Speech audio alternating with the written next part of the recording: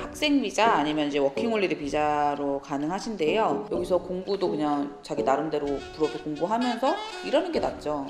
살라리에 비자라고 해서 직장인 비자를 받고 오실 수도 있으실 텐데, 미용이라는 일이 아무래도 사람들을 상대하는 그런 직업이다 보니까 말도 조금 자연스럽게 할 수 있어야 되고, 너무 소심하거나 아니면 너무 내가 낯을 많이 거나 하면은 좀 어렵잖아요.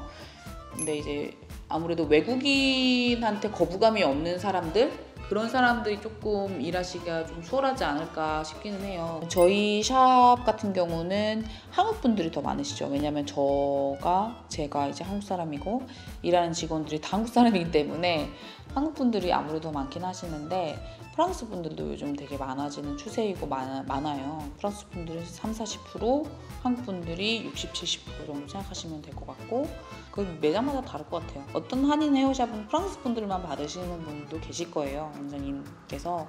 근데 저희는 유난히 한국 분들이 조금 많기는 한데, 프랑스 분들 중에 한국 문화를 좋아하시거나 한국 스타일을 좋아하시는 분들도 많이 계시기 때문에 이제 조금 가게마다 다르지 않을까요?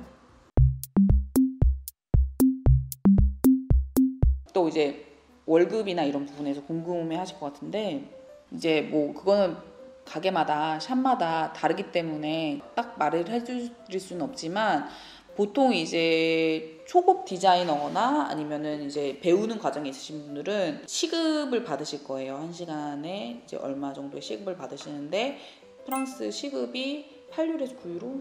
지금 현재 어떻게 되는지 모르겠는데, 그래서 그 정도의 시급을 받고 일을 하신다고 생각하시면 되고, 이제 월급제를 하셔서 하는 경우도 많이 있기 때문에 이렇게 네고시사시용해서 나는 한 달에 몇 시간 일하고 얼마나 일하느냐에 따라서, 그리고 내 그런 커리어가 얼마나 높냐 그런 거에 따라서 월급이나 이런 부분들이 굉장히 달라지기 때문에 원장님이랑 상의를 해보시는 게 좋을 것 같네요. 불어 같은 경우는 솔직하게 말씀드리면 불어가 진짜 어려워요. 그 어린 나이는 아니잖아요. 그 나이 때 뭔가를 배우고 언어를 배운다는 게 사실 어떻게 보면 두렵거든요. 쉬운 게 아니거든요. 근데 이제 와서 이제 공부를 저는 한 1년 반 정도를 했고요, 학을.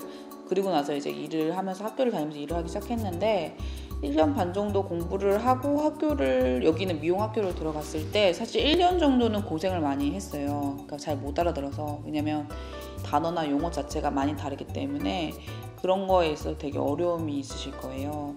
근데 이제 일을 하면서도 솔직히 프랑스 손님들이 원하시는 그런 것들을 내가 알아들어야 되니까 그런 부분에 대한 어려움이 있었죠, 처음에는. 그게 있었는데 1년 정도 일을 하면서 좀 많이 나아졌어요, 불어가.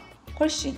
그냥 공부만 하는 것보다 매장에 나와서 실제적으로 손님들과 대화하고, 프랑스 손님들이랑 대화하면은 솔직히 머리에 대한 얘기만 하지 않거든요. 특히 이제 프랑스 어르신들 같은 경우에는 진짜 대화하시려고 미용실에 온다고 해도 과언이 아닐 정도로 대화하시는 걸 워낙 좋아하시기 때문에 저절로 리스닝과 스피킹이 됩니다. 그래서 뭐 역사 얘기부터 시작해서 본인의 개인적인 이야기부터 시작해서 뭐 별 얘기를 다 해요, 정말. 그러면서 되게 저는 많이 늘었던 것 같아요.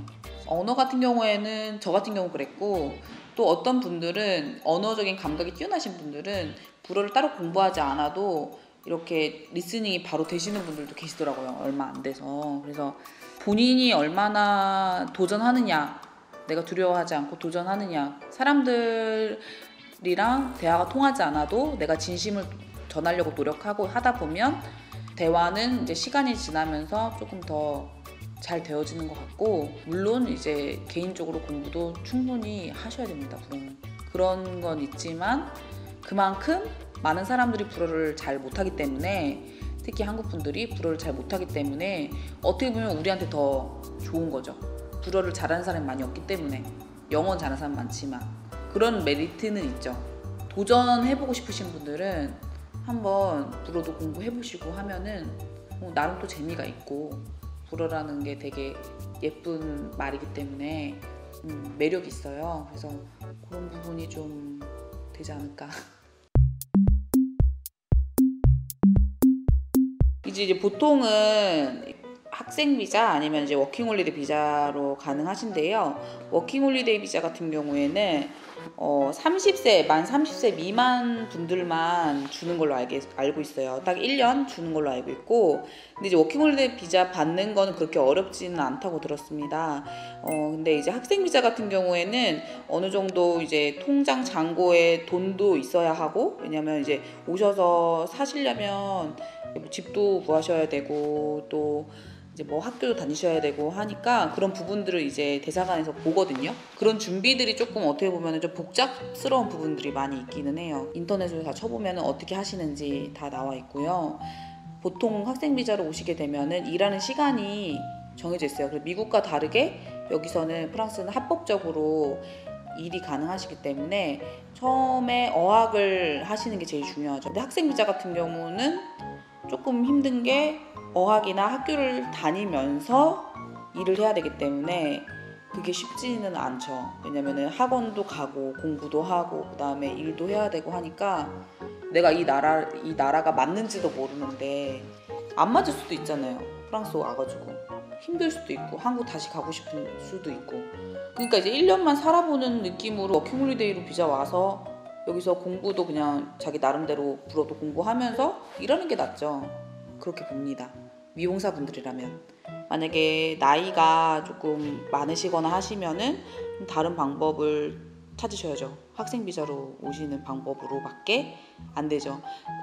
왜냐면 학생 비자는 이제 아무래도 일을 하면서 공부를 해야 되기 때문에 그런 부담감이 있기 때문에 공부 출석 체크가 되게 중요하거든요. 학원에서 그게 있어야 연장이 가능하기 때문에. 근데 워킹홀리데이는 그렇지는 않기 때문에 학원을 굳이 안 다니셔도 되니까 1년 있는 게 괜찮으시면 저는 워킹홀리데이가 훨씬 낫다고 봅니다. 살라리에 비자라고 해서 직장인 비자를 받고 오실 수도 있으실 텐데 그거는 좀 쉽지 않습니다. 쉽지 않은 이유가 이제 보통 이제 프랑스에서는 정말 심플하게 그냥 쉽게 말하자면 학생으로서 몇 년 정도 있고 그 다음에 일하고자 하는 전공을 조금 공부를 한 후에 그 다음에 그 공부한 전공을 살려서 일을 해서 살라리아 비자를, 그러니까 직장인 비자를 받는 것을, 그런 코스를 굉장히 선호하고 그렇게 주거든요. 비자를 그냥 막 내가 무작정 살라리아 비자로 와야지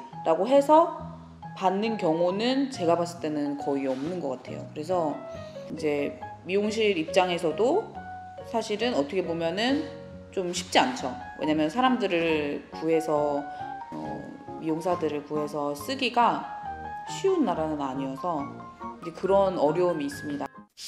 한국 미용사 자격증이 있으신 분들은 이곳에 오셔도 사실은 이곳에서는 소용이 없습니다. 한국 자격증도 없으신 분들도 다 가능하시고요.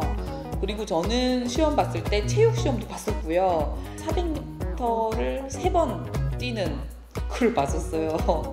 프랑스 애들 막 실려가고 그랬어요. 너무 힘들어서 땡볕 아래서 막 계속 뛰어야 되니까